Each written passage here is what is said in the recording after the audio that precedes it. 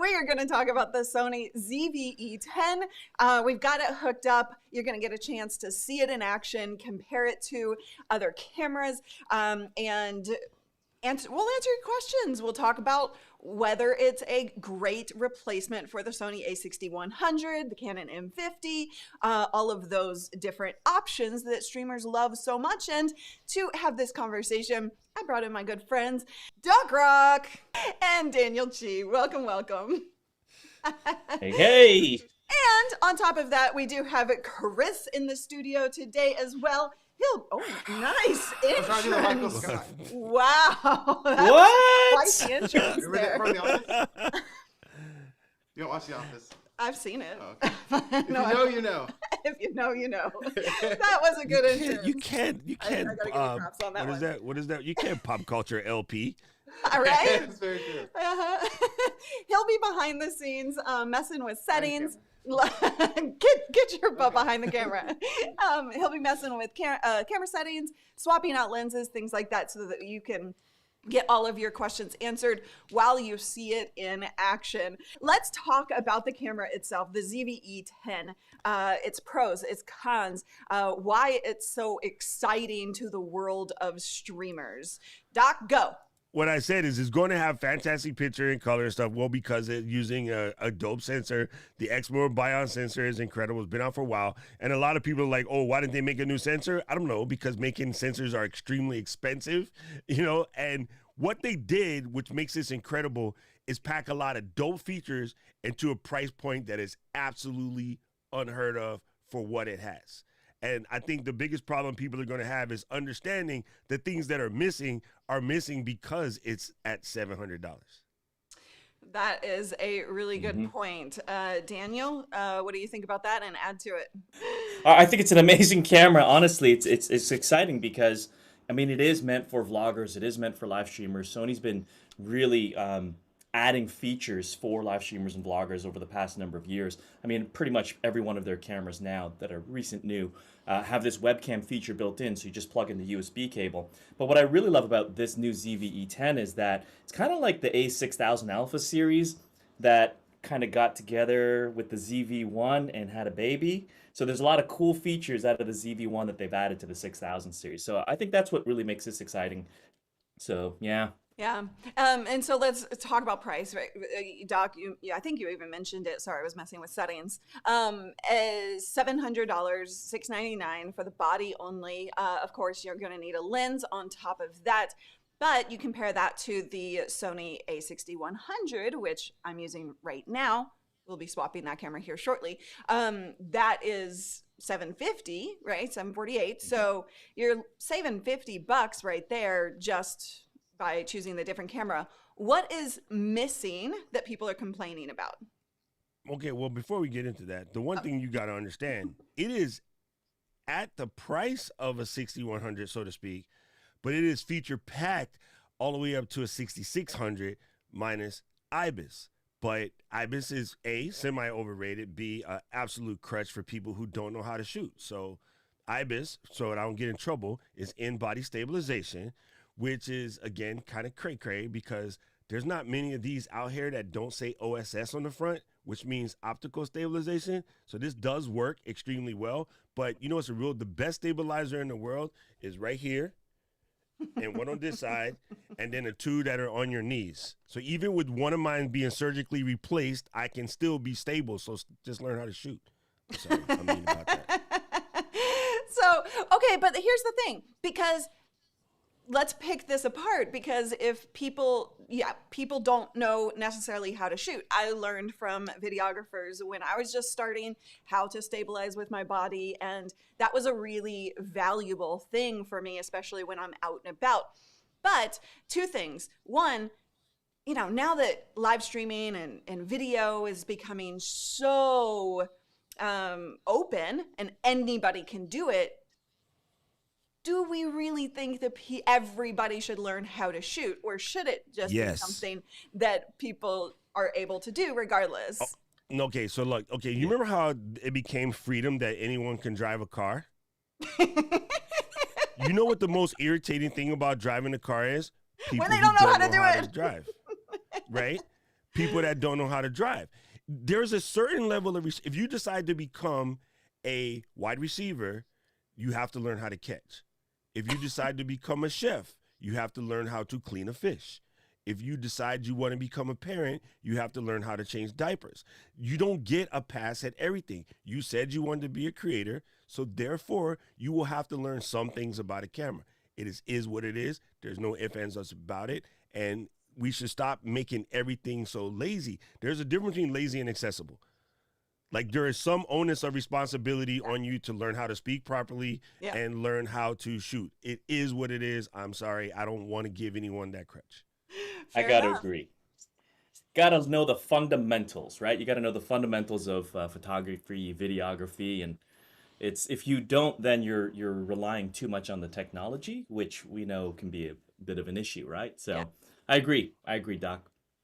All right, second. You know the funny part about the technology, real quick, real fast, is because the people who want to rely heavily on the technology will then be the most bent out of shape when the technology doesn't work, and they don't have the skills to work around the fact that the technology is not working. Yes, exactly. And you need to know how to do things for when the automation fails. Now, keep in mind that the people who want IBIS, this, in-body stabilization, and then doesn't really apply for people just using their cameras in studio. So if you're just using an in-studio camera setup, it doesn't really matter that it doesn't have this, right? So, but they are selling it as a vlogger camera, so there's that to consider. I think the thing that's funny about that, the people who are saying that are talking about in-body stabilization, but the camera is marketed at vloggers who don't know what in-body stabilization is. So really, it's the cinematographer guys that got the camera first because they're longtime shooters, they're longtime hybrid shooters, they're on the list of here, take this camera. So the only people that actually have it in their hands are people that cannot help but match it to an A7 or higher because they have A7 or higher. So, like, it's kind of those weird conversations. It's like when the whole, like Renee would tell you, when the whole tech, industry goes crazy over stuff that Apple does. But I'm like, it's not for us. This is meant for, overzealous soccer dads and moms and things like that. It's not meant for us. But they cannot help but say how they feel about it. You're not the they in this case. And that's really important to recognize. Go ahead. Oh, no, I was just going to say that's really important to recognize when you're, thank you, Jason. Happy Monday, friends. Upgrade your skills. Thanks, Jason. It's just important to remember that you're not the right audience for every single thing out there. So you got to look at it through your lens. What were you going to say, Daniel? I was just going to say, there's several different reasons, because a lot of people are like, well, it doesn't have IBIS and stuff like that. Well, they wanted to keep the body small, right? It's significantly smaller than the A6000 series, but it's also a good opportunity for people to utilize third-party devices, third-party accessories. Like I was showing this off on the weekend. This is the Bluetooth handle that you can get as an accessory for the ZV-E10 as well as any of the Sony cameras. It just connects by Bluetooth, and it does add that a little ability of additional stabilization because your hand is held naturally versus holding the camera like that. So it's an opportunity for Sony to also sell these accessories. But if you're really serious about vlogging and going out on the street while walking while you're recording, honestly, it's like get a gimbal, right? Yeah. You can get gimbals cheap and light. Or you think about that in order to get IBIS, I'm sorry, I'll use the word in-body stabilization. IBIS is so much faster. You got to understand they got to tack on an additional $400 or $500. Yeah. And so they put it at a price point where it's manageable for people just getting started. Yeah. And right now, most places you ain't supposed to go nowhere anyway. So get it on a desk and look at it and look pretty. Knock yourself out. Yeah. All right. I actually think that Sony's directing this more towards live streamers, to be honest with you. If you looked at the Sony marketing, it was all with the people who were sitting and having it recorded. The cameras were already on tripods.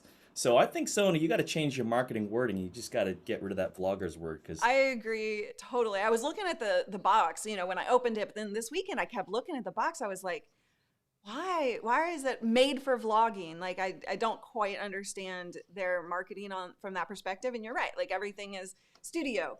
And it is a fantastic studio camera because of its features. We're going to show off a couple of those features the background blur, as well as the demo presentation mode called Product Showcase. And so we'll talk about those, show those off, because those are fantastic in-studio features that the ZV-1 has. Some people are asking about the differences between ZV-1 and the A6100 and all of that. We'll talk about all of that, but give us a chance to show you what it looks like first. So here we go. Let's go to the Sony ZVE10. This is the Sony ZVE10. Now, this is not out of the box. We have made adjustments to help it look a little bit more like the Sony A6100. Now, keep in mind, these are two different lenses. We've got a 16mm lens over here and a 30mm lens over there. That's why you're seeing it much closer up. But these have been kind of adjusted so you can see the quality differences. Doc and Daniel, pick it apart for me. I think it looks amazing. You like it better than the Sony? I mean, I always say that. They're both Sonys. Okay, so as a headshot person, if I'm in the field and I'm going to produce a shot, I would normally go to the shot that's currently on everyone's left, because it provides eyeballs, and eyeballs are intimacy whenever it comes to anything where you're talking to somebody about something important, especially when we're doing, like, you know, mindset talk, right? I want the left shot. If I'm doing a more general shot where I'm just inviting people in the beginning, or I'm talking to strangers, I might use the shot on the right, but only a little bit. I will quickly, slowly zoom you in to get you to where you are right now. If you watch the average interview on ESPN 30 for 30, I always pick them because they're some of the best basic setup shots ever. They basically use 2 cameras, 2 lights, and some gels, and they pull off epic interviews that everyone loves. You're going to see the left shot more often. With normally, instead of staring down the pipe of the camera, staring at the bookshelf a little bit, like such, and then doing that interview. That is a very common shot. So why did I just sound Canadian? Damn it, Daniel. Daniel, what were your thoughts?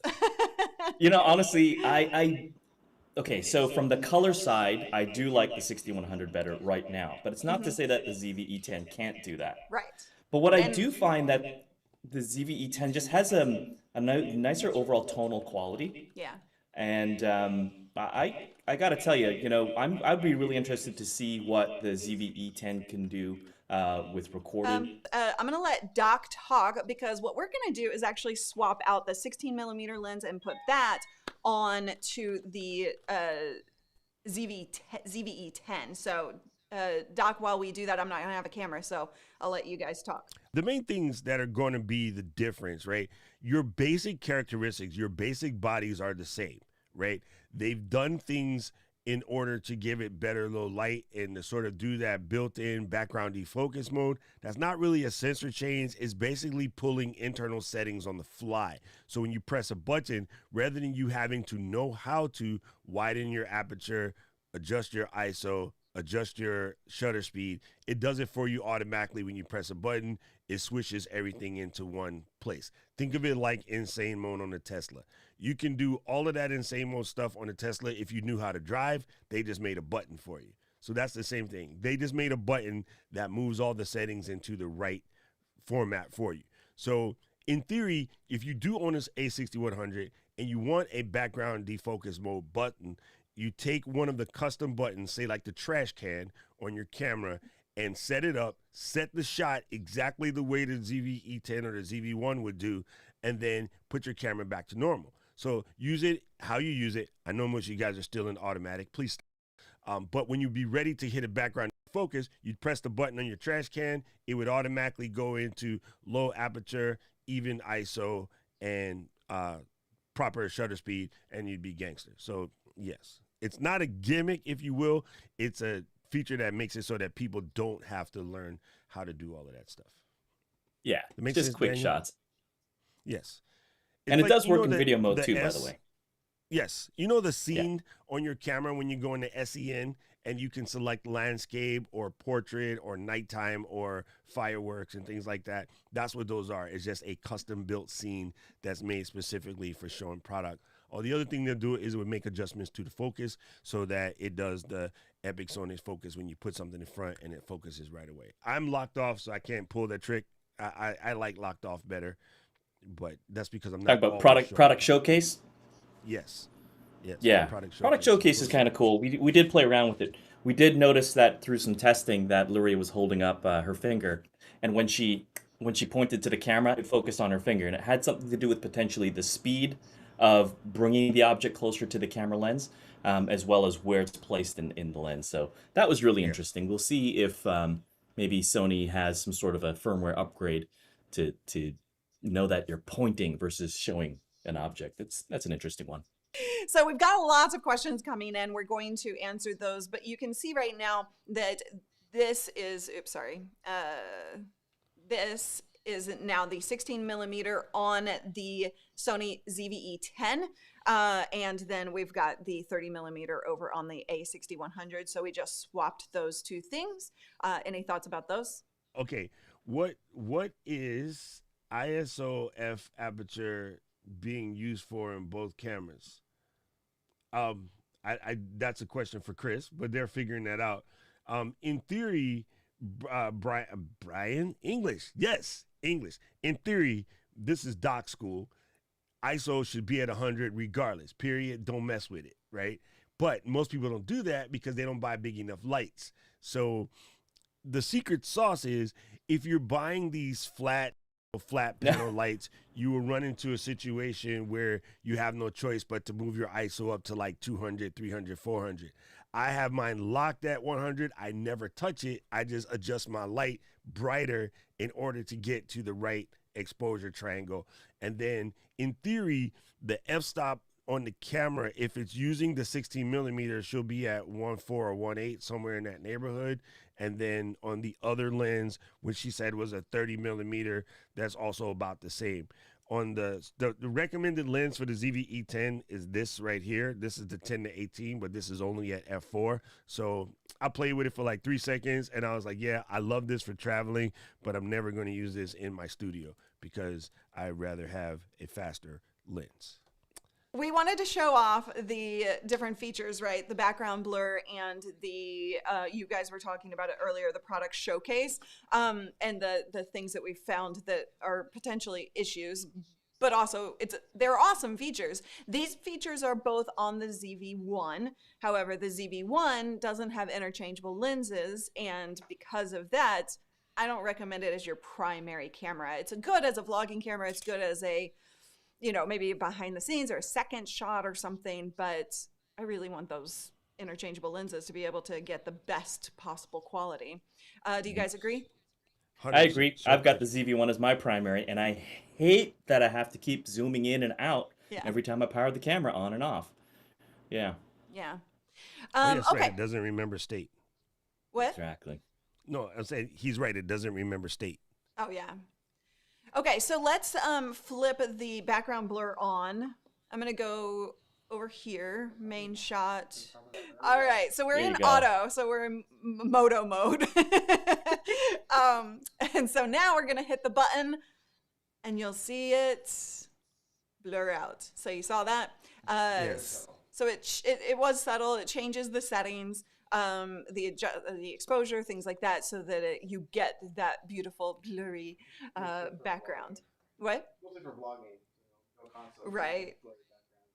Yeah, so I don't know if y'all can hear him, but he was saying like for blur, for vlogging, it'll just keep that solid. It's great for photos too. Yeah. Yeah, good for photos. The next feature, which I love, is the product showcase feature.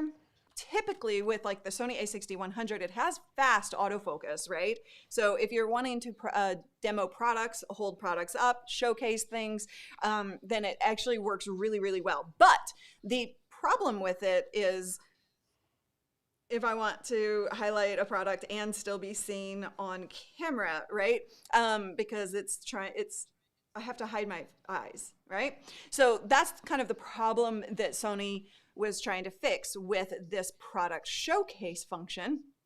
So go ahead, did you click that? So it's on now. So what will happen is I'm still, like, it's automatically grabbing that product and and I don't have to cover my face, right? So that's a really, really brilliant product. Now on Saturday when we were streaming on Amazon, somebody asked like, how small of a product can you deal with it? Oh, I am small. 2 feet.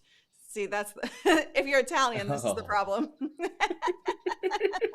Because you talk about look how quick that is. See, people are going to automatically go to, oh, well, that's a bug. No, look how quick that is. Yeah. That's because it's designed to show a product. So if you're in product showcase mode, keep your hands down.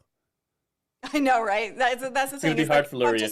If I'm just going to be talking, then I'm going to have to kind of control myself a little bit, right? But I'm 2 feet away. The smaller the product, the closer to the camera you do have to get, but it works really well. By the way, this is from a brand new Dell webcam that I showed off on Friday. But I'll do deeper dives on that. But yeah, so it works really, really well. I think I'm gonna have to like go in and out of that mode based on what I'm doing. Hey, let's look at a couple of questions here. Yes. Let's just see. Did y'all answer some already, or you want me to just? We answered absolutely no, just one, I think. Okay. Dr. Right on Beat says, forget about stabilization. Will ZV-E10 look better than the ZV-1 in studio, on a tripod, with lighting, with decent lens? He's got 3 ZV-1s, bought an E10. Will it look better? I'm going to tell you right now, the ZV-E10 is going to look way better than the ZV-1. The reason why is because the sensor size is huge compared. So correct. Plus the lens is Right. It's incomparable, right? Like if you get a really high quality lens, even the Sigma series lenses, they're super sharp. Even though they're not glass, etc., they're really, really good. But that will never compare to what you've got on the ZV-1. So you're going to notice that the picture is going to be brighter, sharper, and you won't have the same settings. You'll use less ISO and aperture as well. So. Well, let's fix one more thing about this conversation. Okay, so He's fixing our conversations. No, because Doc Rock well, comes to fix your conversation. I just thought. Okay, I want to say one thing. So the ZV-1, fantastic camera with a lens. The ZV-E10 is a fantastic camera with one mount. So what does that mean? Go to Google and just search the terminology Sony one mount and see the plethora of lenses out there. I theoretically on the ZV-E10 can stick a $8,000 like 200 to 800 zoom lens and look at a fly's gonad from 3 miles away. You can't do that with a ZV-E1. I mean ZV-1. Right. So it's automatically better because I can change its eyeballs. Everything else is a fantastic conversation, but you can change its eyeballs on the fly. Yeah. What I'd be interesting to see though is what the kit lens.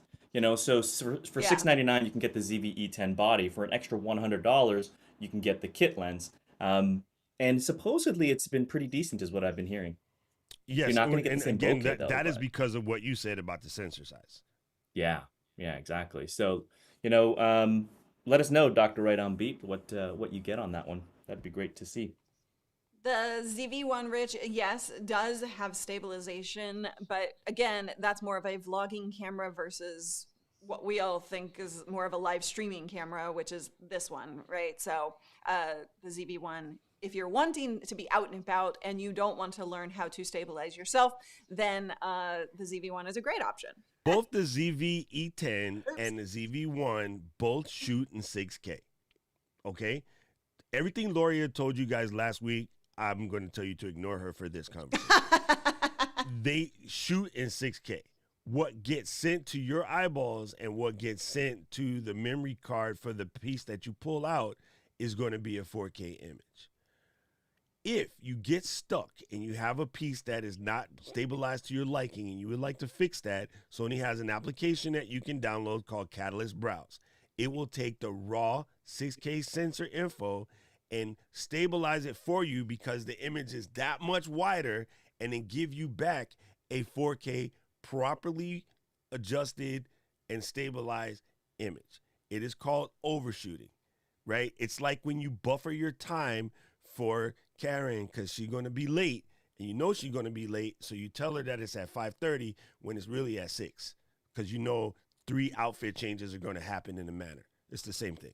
But yes, so I think that first of all, they both do have a certain level of natural stabilization because that's just how cameras work. But if you get so stuck on the stabilization process, there is Catalyst Browse, and Catalyst Browse can fix those emergency situations that exist. No other cameras in the planet do that except for the one and only. Yeah. Also, something to note about the digital stabilization on the new ZVE10 is that you've got off, you've got mid, and then you've got high stabilization. If you put it on the highest level of digital stabilization, you will crop at another 1.4. So it'll be something similar to this difference versus this difference. So just keep that in mind. You know, if you're a vlogger and you're, you know, if you got shorter arms, you know, you're going to be cropping in really tight to your face if you've got that digital stabilization on. Yeah, and the digital stabilization is the same in both cameras. The processor that's built into the newer camera will make it a slightly better just because it can process more because it's a larger sensor. So I think people are misconstruing the difference between true IBIS and then active steady shot. Yeah. Conversation fixed. It's got all the terms down. Aaron is asking, okay, so, you know, would a higher end camera than the ones that we're talking about today be better for you? Yes. It depends on your use case, I think, but no, it's impossible for a better camera not to be better for you. That just doesn't make any sense. Like it is a mathematical equation. But are you going to use all of that? Do you have the budget to buy a better camera? A1 blows his camera out the water. Are you going to spend $6,000 on the A1? So that's why the car, it's like, is a LaFerrari faster than the car I'm currently driving? Yes. Now what? Like, that is a black and white answer. Yes. But are you going to do all of that stuff and use all of that stuff? No, maybe not. See, this is where I'm going to have to kind of politely disagree because sure, you could have the LaFerrari and you can have a Toyota Corolla, and the LaFerrari is going to definitely be faster, but it's all dependent upon the driver because you're going to crash that LaFerrari on the first turn, right? So the same thing with this, you know, you can get some high-end $6,000, you know, DSLR super cameras that look amazing, but if you don't know how to use it, if you don't know those fundamentals, if you don't know, you know, the fundamentals of aperture, ISO, shutter speed, all of those things. And again, if you don't know lighting and studio setup, it's going to look like garbage. Nobody will notice that you're using a $6,000 camera. But in auto, both cameras on auto, don't touch anything, the higher camera will still win automatically because it has a better auto. You know what I'm saying? So yeah, it's more capable is what I'm saying. There you go. Yeah, the possibilities are greater, but we are echoing again. Mike's Unboxing says, can you get the HDMI display to work at the same time as displaying the image on the flip out screen? Mine could not do this when recording. No, it doesn't do that. Most Sony cameras don't do that because it's not intended to work that way. It's not intended to be a Mac where it's giving you two different things. I mean, again, the processing power to run that is different than applying that processing power somewhere else. Because the other reason why, when you're using an external monitor, it is normally a controlling monitor with the way that the HDMI works on Sony's and, again, most better cameras. So you're going to be making adjustments from your Lilliput, right? And that's going to control the camera. So, again, there's no reason for you to still see that at the same time. Yeah, plus we got to remember the processors on these cameras are very simple. And, you know, there's no need to increase that in order to be able to add that feature. And it's just going to add price at the end of the day. Cool. Let's see. Somebody just asked. Glenda's Creative Place just asked. She missed the beginning, but does this new ZVE10 have a flip screen? So it depends on the words and verbs, but the A6000 flips up and the ZVE10 flips to the side. that was some awkward motion there. I keep saying this, and it seems like everybody likes the flip out screen.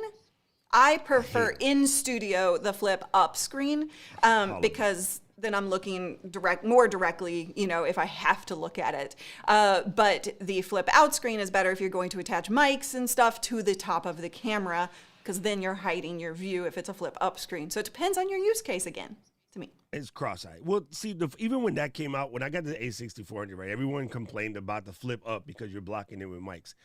$19 cage completely solved that. You can put the mic anywhere you want. It has like 80 holes wrapping around the body. So I think a lot of times, especially on YouTube, what the complaints are is give me an excuse not to buy this so I can say it was junk because I didn't want to spend money or I didn't have the money to spend, but I knew I would get the views if I said an epic company, Sony, Canon, Nikon, Fuji, whomever, was horrible, bad, and trying to take your money, you get more views. So I think most of the complaints, which are easily fixed, are just a good noise, because good noise does get good views. If I, the Sony guy, went out and just said this camera sucks and it melts, small children and blah, blah, blah, I can turn that into a 1 million view video. But that's not reality. Reality is, you should put the $19 cage on because it'll protect your camera. And the minute you do that, you got like 18 more mount points to mount anything you want. Yeah, and that's the other thing. You can buy cages. You're talking about extra mounting things. There's a lot of new cages that you can use. I think this one actually uses the same ZV-1 cage, if I'm correct. Do you know that, Doc, or not? Yes, it does. But there's even better cages out now. And again, they're super cheap. And you should almost buy one by default, because if you ever drop your camera, that cage will come in handy because it's amazing. But again, it gives you mount points for lights and things. As I'm staring at my A6400 with a screw sticking out the side that I use to mount my Deity D4 Dual. So yeah, cages are helpful and they're cheap. Cool. Good. Let's see. Jeremy asks, is there a best way to use other manufacturer lenses on the Sony? And if so, will autofocus still work? Yes. Doc. Yes. We all use, not all, the majority of us people use Sigma 16 lenses all day, every day for streaming. The majority of your people who say, oh my God, your streaming setup is so dope, how do I get that look? We'll all say we have a Sigma 16, a Sigma 30, or a Sigma 50. So yes, Tamron, dope, lens out there available for it. As a matter of fact, I could grab this Canon lens right here and stick it on my Sony because I have the adapter, because I came from Canon. Right, so I can use this Canon 18 to 55. I don't know why I would put this rubbish on my camera, but I could with a simple adapter. The adapter is sitting just a little bit further out of arm's reach. So for the most part, in lenses nowadays, you can pretty much use almost any lens with an adapter, but without an adapter, as long as it says EBOUT, it will work. Yeah, your lens adapter is more expensive than the lens you just showed. No, I had the photo diode. The 18 to 55? 40. Oh yeah, that lens is rubbish. That was his little kit lens. Yeah. But you've got crop factors as well, right? So depending upon that's which Aaron converter you use, you're going to add that too. Cool. Aaron's question was about an A7 III using a crop lens. Should I sell that lens and get a full frame lens? Will it be a noticeable difference? Yes. Whenever you minus the crop, it will be a noticeable difference, but not necessarily in picture quality, but in coming out of Super 35 mode and going into regular, full frame mode. So yeah, there will be some image quality difference, but the difference you're talking about is going to be mostly in cropping, because that Sigma lens is freaking incredible. Yeah. Cool. Let's see. So that was Aaron's question. Okay. Sishang Victor asks, your thought on the screen opening on the same side as the connection on the camera, aka HDMI, etc. No, the HDMI connectors are they're on the opposite side of your screen flip out. So just to let you know that. Yes. Yeah. So that's good. I mean, overall, the ZVE10 I find is particularly interesting. Doc, did you pick one up at all? 2. You picked 2 up? Did you get them yet? Homie, don't play that. No, they come in 24th-ish. 24th. Okay, yeah, mine comes in on the 24th as well. Yeah, Louis got those hookups, so that's really good. So a lot of people are asking, the difference is it better than the A6100 or 6000 series? Is it better than the ZV-1? The answer is, it depends, right? But versus with the ZV-1, if you know that you want to get into a little bit more advanced optics, if you want more features in terms of the scalability of what you're going to do with the recorded videos, then yeah, for sure, the ZVE10 is going to be far out, outperform what the ZV-1 can do. Doc, A6100 or A6000 series versus the ZVE10, thoughts? Okay, I like to work on just facts. A6400, September 14th, 2014. A6000. Yeah. Right? The ZVE10, August 24th, 2021. 7-year gap. Do you suppose the 7-year gap camera would be better? Yes, throw that question out. I mean, just pure common sense, right? Now, the A6100 was October 2 years ago versus now. Do you suppose it's going to be better? Yeah. You know why? Manufacturers don't go out of their way to spend billions of dollars to make a new, worse camera. They just don't. It doesn't exist. What you hear is people taking their little idiosyncrasies and wrapping it around a very particular thing that affects their situation. And again, negative videos get more views. If you don't believe me, watch Renee explain it to you about Apple hot takes. Because Renee talks about this all the time. There's people out there that would just do negative videos because they just get more traction. So I know we tell you to go to YouTube and get your thing, but honestly, Sony did not spend all of the money in the middle of a pandemic, chip shortages in the whole 9 yards to make a camera that's worse than what already exists. Number two, the 6000 series as we know it. I'm going to put this on paper in front of everybody so you guys can all come to me next year and tell me I was wrong. There will never be another 6000 camera after this. Not a single one. That line is over. Period. That line is over. If I'm wrong, I'll come on and say I'm wrong, but I'm Doc, I'm a Virgo, not wrong. I'm not disagreeing. Did you say you disagree, Daniel? No, I said I'm not disagreeing with that one. I definitely you don't don't want think to the 6000 disagree. series. Doc said, period, done. I'm not, yes. Is the ZV-10 overkill for an overhead camera? I have the Sony A6400 for the main camera and webcam for overhead currently, and I'm on the market for a better overhead. No, I don't believe in overkill. Because, well, yeah, see, I'm not going to get into why I don't believe in overkill. You know why it's a great camera? Because although you'll be having to sit there as an overhead camera, and yes, it's fantastic. We do know that the focusing situation will be chef kiss for an overhead.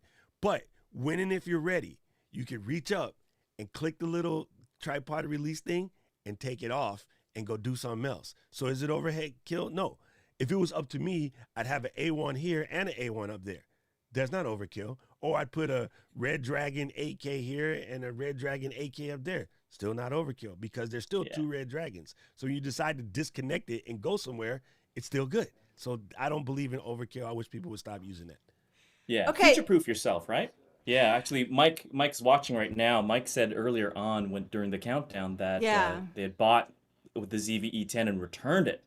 Mike, I'm actually really curious. I mean, you just talked right now about saying it's overheating like crazy. Did you turned it into high temperature mode, right? So that's actually really curious because my brother says this: never buy version 1.0. So I don't know if that stands in here. Well, I mean, you always have potential with a new item, right? They're still working out kinks sometimes, but I am curious, Mike, if you want to give us a list of reasons why you sent this camera back, that'd be great. What were you going to say, Doc? I saw you open your mouth. No, I mean, I sold Sony equipment for 30 plus years. We always told everybody buy 1.0 because then the manufacturing goes from, well, it's kind of changed a little bit, but it used to be the first one manufacturing happened in Japan and everything else happened in Malaysia or elsewhere. So buying version 1 meant you were buying the best of the best of the best. Most of these things that are out there are software changes that you only can get through actual in the hands. 200 beta testers cannot give you enough information to make adjustments on the fly.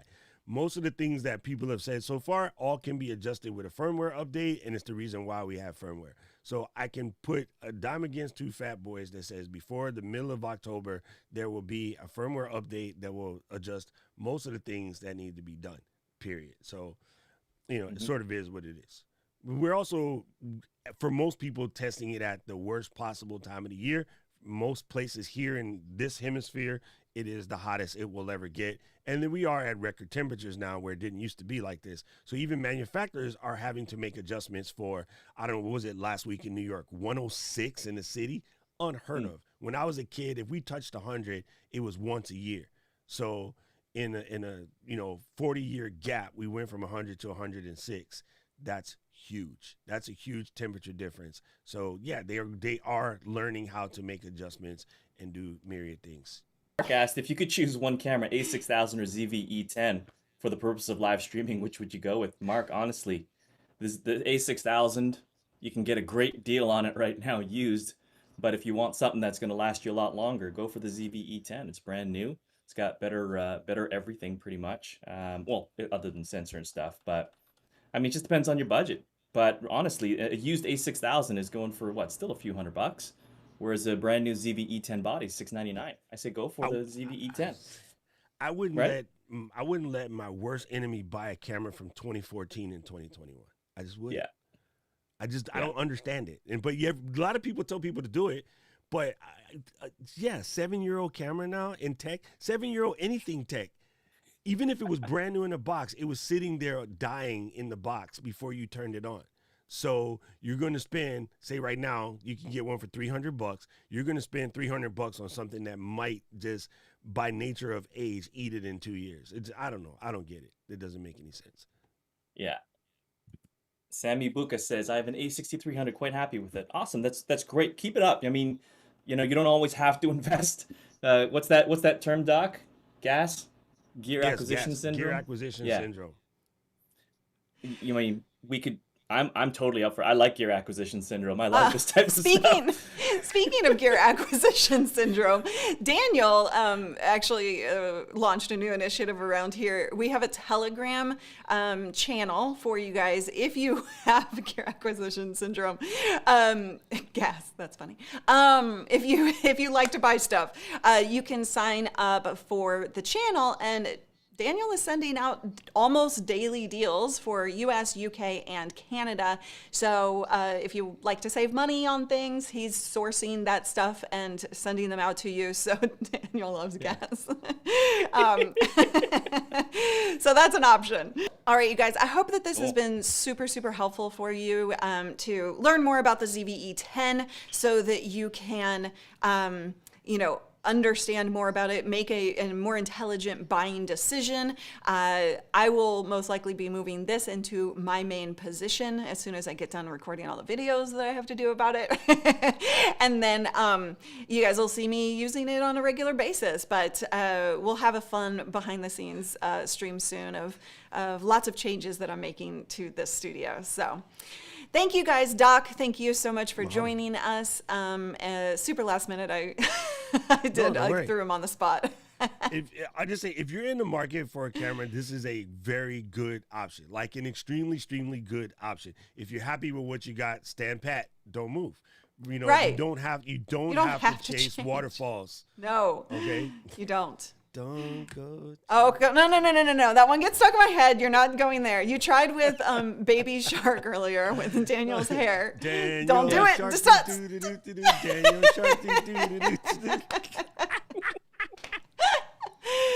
Daniel. Any final words from you? No, just stay tuned. I mean, we've got some more really great content coming out that we dive deeper into the ZVE10. So keep your eyes open for that. I'm just going to say it right now. If you haven't subscribed to this channel, you like what you're seeing, go ahead, subscribe, hit the bell so you get the notifications when we post new videos and we go live. And if you like this stuff, just let us know. Throw some comments into the sections. Let us know what you want to see. Let us know if there's something that maybe we're missing about the ZVE10. And you're like, I want to know about this. Let us know and we'll make something from it. Absolutely. You guys rock. Thank you so much for joining us. We're going to dance this baby out. Thank you, Chris, for joining me and trying to work all of this setting. You want Michael Scott intro? Yeah, go for it. He's got to go reverse. Yeah, you gotta go reverse. All right, we're gonna upgrade your skills. Don't forget, it is always about improvement in all the ways. So you guys put your dancing shoes on. We will see you next Monday for ECAMM Go Live Now. Bye. Okay. Oh, wait, no. Wait. What'd you do? Oh, no, I didn't. Wait. Okay, here, dance, Baby Shark. Wait, I gotta make it. Go ahead and shine, darling, go ahead and shine, my dear, 'cause who cares if you might mess it up, just shine. You shouldn't doubt yourself, 'cause you're a work of art. You perfect with